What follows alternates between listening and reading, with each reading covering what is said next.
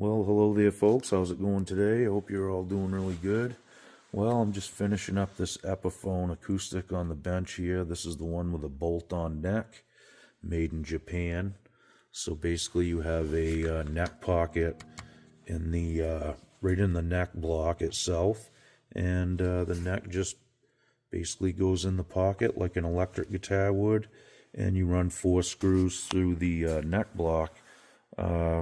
Through the back of the guitar body. Pretty simple, pretty easy to do a neck reset, obviously. You can just loosen the bolts and shim it, and there you go. I do have a soft spot for these guitars. They do tend to sound really nice, and they play very easy. The neck is it has a really nice profile to it as well. Now, this was a gift from a friend that I did a neck reset on the old Harmony, which was the last video I posted. So he gave me this for doing that. Had some pretty severe damage here on the body side, on the bass hip here, and I just kind of masked it with some stain. Not really looking to finish it off, but it was an uneven break, so I had to get some screwdrivers and palette knives in there to pry the surface back out to even both sides of the wood on the break, and I glued it all up, and it's good enough. I'm not looking for looks here with this guitar. It's got some damage on the top, looks like dog claws maybe or something. I filled those in with super glue too, just to keep it intact. So it plays nice and everything right now. The action's pretty good.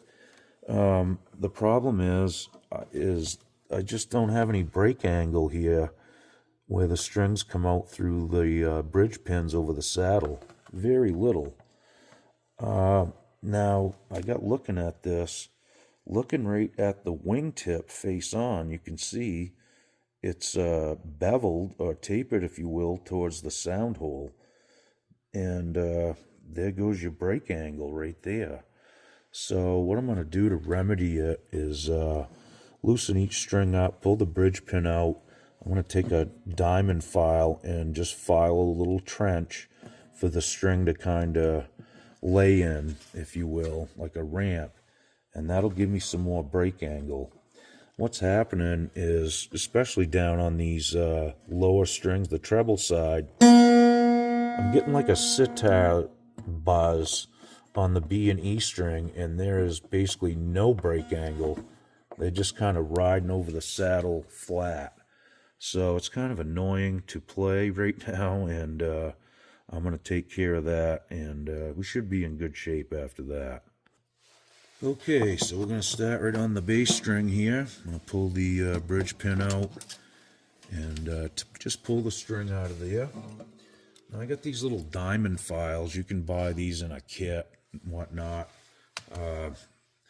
This one's more like a needle point, basically. So what I'm going to do, you can see that there is some sort of a ramp ground in there right now. So what I'm going to do is just basically lengthen this out a little bit. And that'll allow the string to kind of mold and lower the point where it comes off. So it does have a steeper angle here. And that should take care of that kind of sitar-like effect.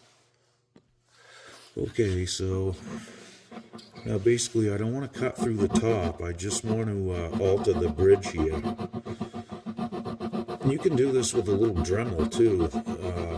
I've seen that done in a small like carbide bit. Works quite well. Try to keep this straight too, so the center point of the hole will, kind of line up with the direction you're filing in. So again, I'm just going to take a little bit out of this, not cutting through the top. I just want the string to break over this new angle here. Okay, I'm going to go a little bit more.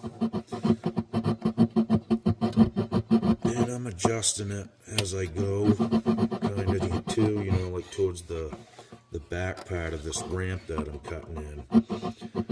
I just want to make sure the string will make it over that point. Alright, just a little bit more I think, and we're going to be pretty good. again, you can do this a lot faster with power tools, but that will at least extend that out a little bit. And I could even go some more. I might take it just a little bit further, but not a lot. Probably about like that. All right. Okay, so that definitely gave me some more break angle there. And we got a nice clear note. That's what we're looking for. Okay, so I'm going to just go right down the line.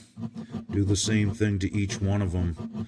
I may extend these treble strings out a little bit more than the bass strings even. Just to reassure that it's not going to buzz and gain all the break angle that I can.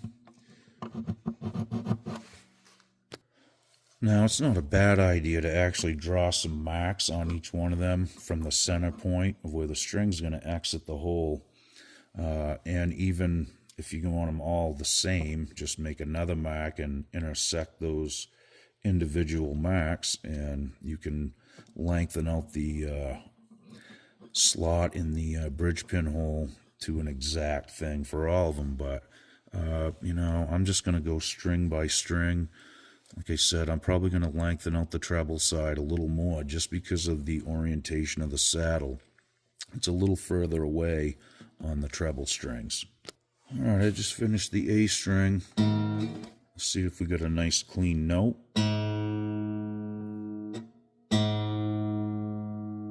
That's good. Definitely an improvement. Okay, moving right along to the D string here. Again, I'm trying to do this as straight as I can, left-handed on camera. I'm right-handed, so this is a little bit awkward, but I'm just trying to demonstrate this as best I can. I'm trying to keep that as straight as possible. Okay, we're going to call that one good. Get the string back in here.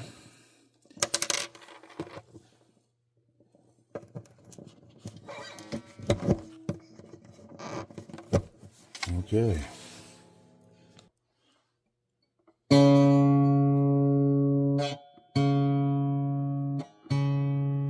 Okay, no buzzes, that's good.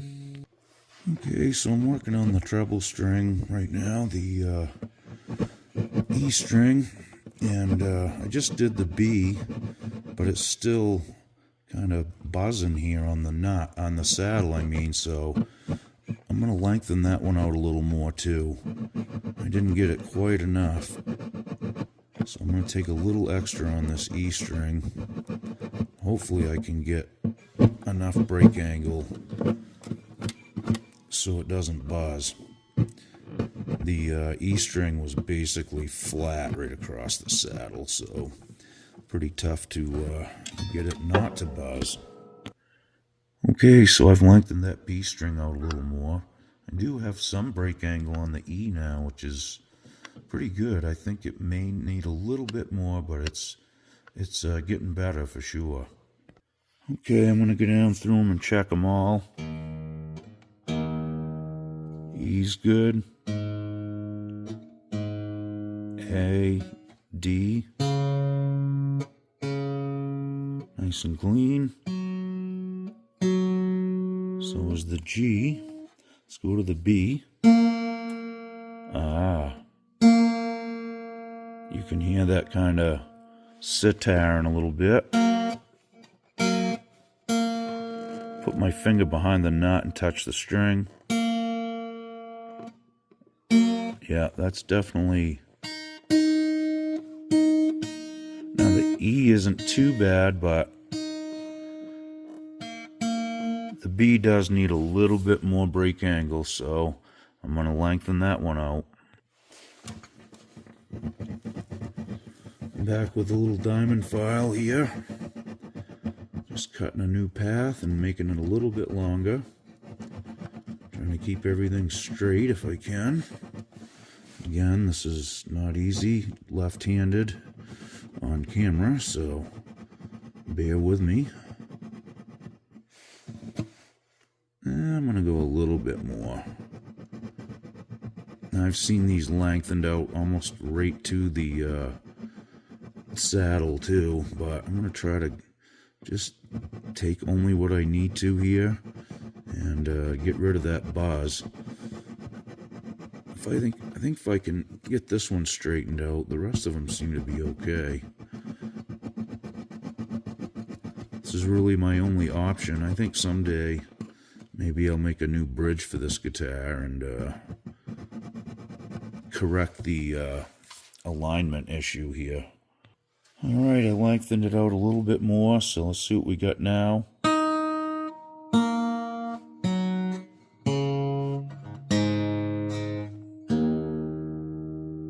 think we're good.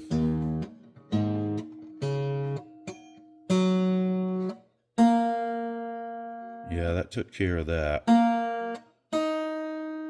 Alright, well, let's see what it sounds like played.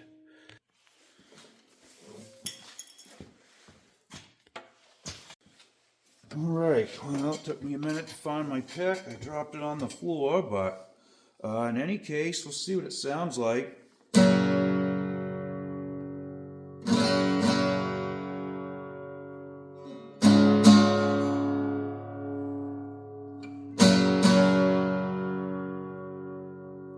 Quite a bit of volume. I do have 10 gauge strings on this too, so you know, I think 11s might help it out quite a bit.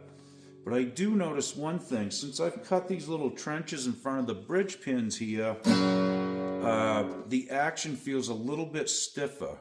Now, I played it before I did that, and it felt kind of flubby, almost like it was tuned down a whole step, you know. I guess that's the best way to describe it, but it was tuned to pitch.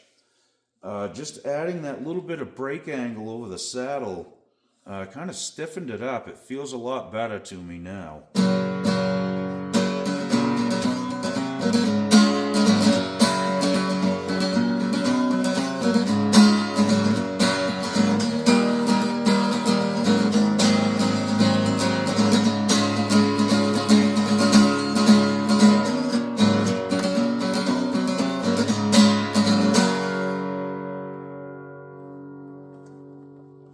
The top is super thin on this guitar too, I wanted to add, so you can like really manipulate the sound with your arm resting on the top.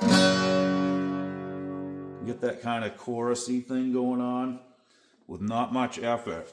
And I did notice it sounds a lot more resonant when your arm is totally off the guitar, which they will, but it's quite noticeable on this. So here's my forearm on the top. Here's my forearm off the top. Now I can certainly hear a difference, you know, holding the guitar and playing it from my position for listening here, but these guitars are quite balanced. They're not boomy like a dreadnought.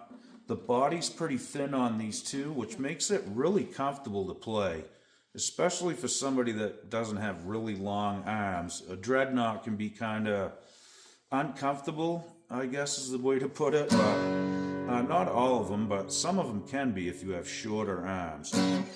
This really feels good to me. You know, sitting on my across my thigh, it almost puts me in perfect position to play, at least in my opinion. Now that's not going to be for everybody, but it just immediately puts me in a nice position. So anyway, I'd like to say thanks to my cousin for giving me the guitar. It's a really cool one. I think I'm going to upgrade the tuners eventually. I might put a set of Grovers on it or something. These ones are kind of sketchy, you know. You have to go down below the note and then pitch up to it so it'll hold it there, and they're a little loose, but you know, for now they work.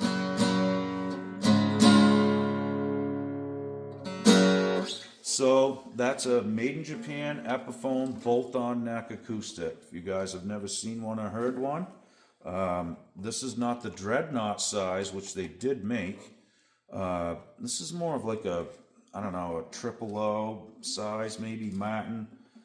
in that kind of realm, but it is really comfortable to play, like I said, and it has a unique sound too. It's kind of cheap sounding, but it also kind of cuts through too. Great guitar to record with, great guitar to sit around the campfire with, and a really easy guitar to work on. I'm really giving Epiphone some props here, but it is a different design. I'm not sure if this was like something that took off back then. I don't think it did. I think people were still wanting, the traditional heel, dovetail, that kind of thing. But these are cool. If you see them around, for not a lot of money, it is a fun little guitar to own and play and just mess around with. Well, alrighty, folks. Thanks again. I hope you guys have a nice holiday, and we'll see you next year. Be good. Okie doke.